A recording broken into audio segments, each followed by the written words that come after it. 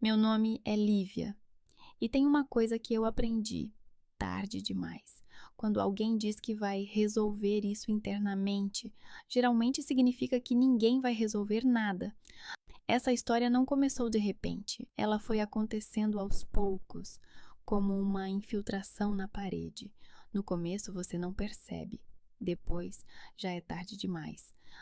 Eu morava em uma cidade pequena, daquelas onde tudo gira em torno de três coisas: a igreja, a política e o que as pessoas vão falar de você. Eu era professora, vida simples, rotina previsível.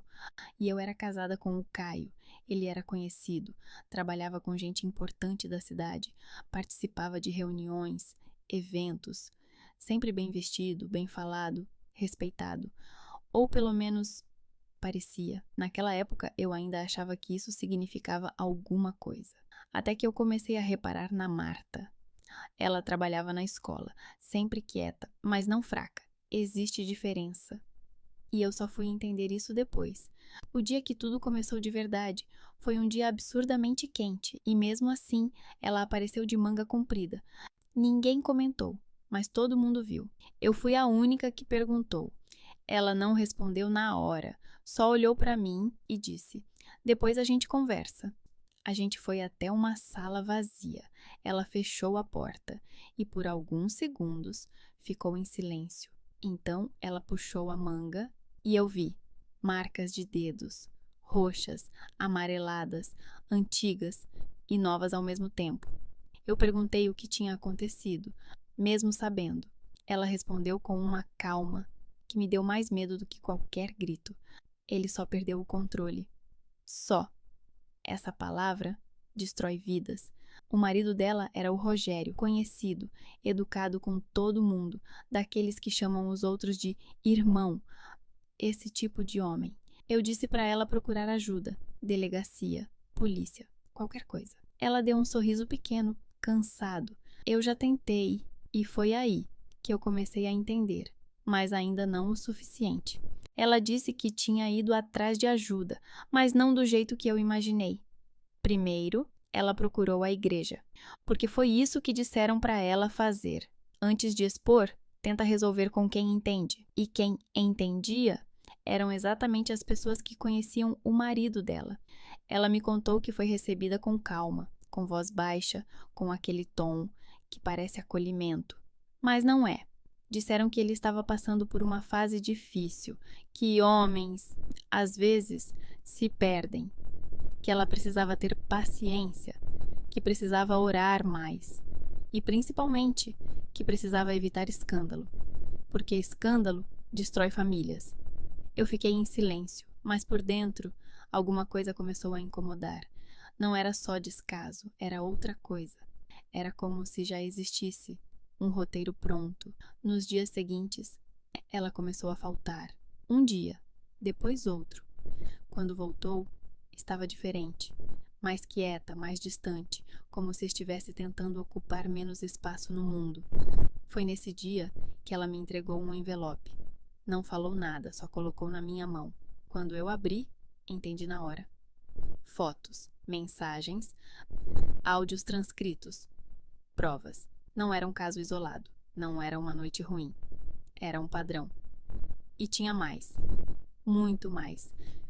Tinha nomes, pessoas que sabiam, pessoas que tinham sido avisadas, pessoas que escolheram não fazer nada. E entre esses nomes, tinha gente ligada à política da cidade, gente próxima do meu marido. Eu senti o estômago gelar. Naquele momento, eu pensei em contar para ele, mas não contei. E hoje, eu sei exatamente o motivo. Porque no fundo, eu já desconfiava da resposta. Algumas noites depois, meu celular vibrou.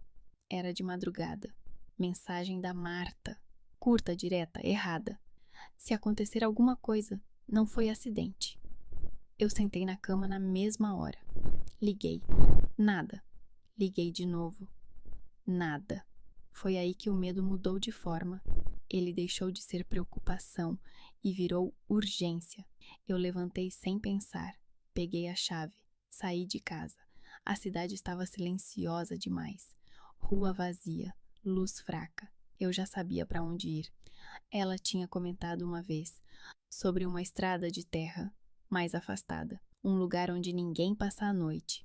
E foi para lá que eu fui, dirigindo rápido demais, pensando rápido demais, respirando errado. Quando eu cheguei, eu vi o carro dele primeiro, parado, no escuro, e ali eu já soube. Eu não queria sair do carro, mas saí e comecei a andar. Foi quando eu ouvi um som baixo. Não era grito, era pior, era alguém tentando não gritar. E foi aí que eu encontrei eles. Ela estava no chão, o corpo torto, a respiração falhando. E o rosto eu quase não reconheci.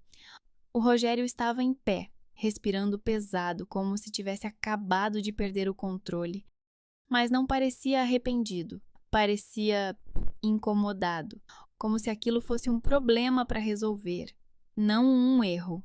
E ele não estava sozinho. Tinha outro homem ali, alguém que eu reconheci na hora, um daqueles homens respeitados, que todo mundo escuta, que resolve situações.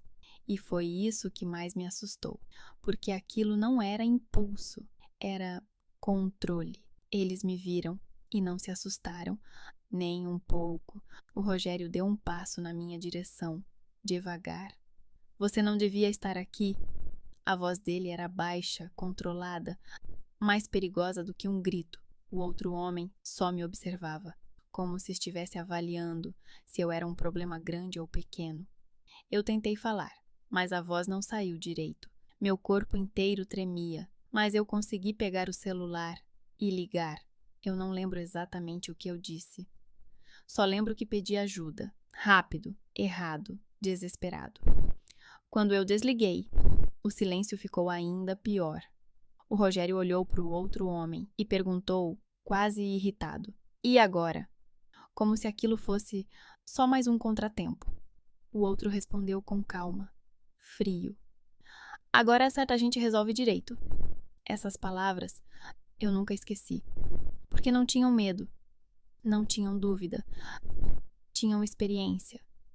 Eu dei um passo para trás, e naquele momento eu realmente achei que não ia sair dali. Mas alguma coisa mudou. Talvez o tempo, talvez o risco, talvez o fato de eu já ter ligado. Eles recuaram. Não por consciência, por cálculo. Quando a polícia chegou, já existia uma versão pronta. Discussão, exagero, mal entendido.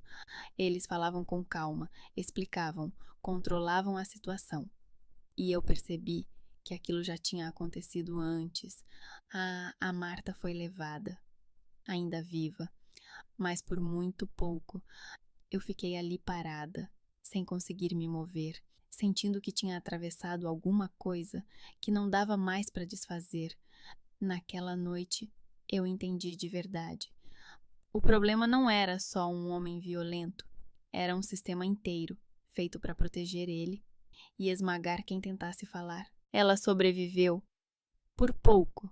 Dias no hospital, costelas quebradas, marcas no pescoço. E um silêncio que dizia tudo. Eu fui visitar.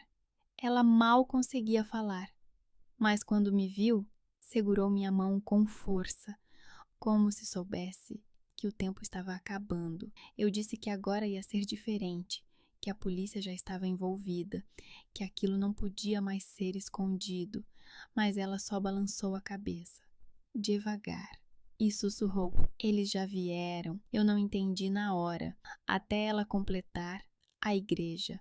Depois disso, vieram as visitas, gente dizendo que queria ajudar, mas não ajudavam.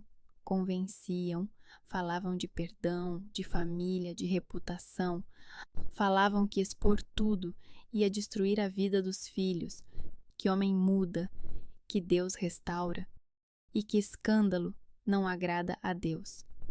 E pouco a pouco ela foi cedendo, não porque acreditava, mas porque estava sozinha e cercada.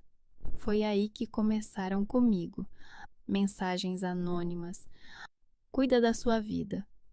Você não sabe com quem está mexendo." Na escola, os olhares mudaram. Em casa, o silêncio ficou mais pesado, até que uma manhã tudo acabou. Ou pelo menos, foi isso que disseram. Ela morreu, disseram que foi acidente, queda, sempre uma queda, mas tinha marca no pescoço. Tinha vizinho que ouviu o grito também, tinha criança que viu, e mesmo assim virou acidente, porque quando muita gente decide, a verdade deixa de importar. Eu senti uma coisa naquele dia, não foi só tristeza, foi revolta, uma revolta fria, daquelas que não gritam, mas não passam. Eu peguei tudo que tinha, fotos, mensagens, provas, e levei para fora, para alguém que não dependia daquela cidade. E quando a história saiu, muita gente fingiu surpresa, outros negaram, alguns desapareceram, mas não adiantou, porque a verdade, uma vez exposta, não volta para o lugar. Eu fui embora, deixei tudo: casa, casamento, nome, mas levei uma certeza comigo. O pior tipo de violência não é a que acontece escondida, é a que acontece na frente de todo mundo e ninguém faz nada, porque é mais fácil fingir, mais confortável, mais seguro.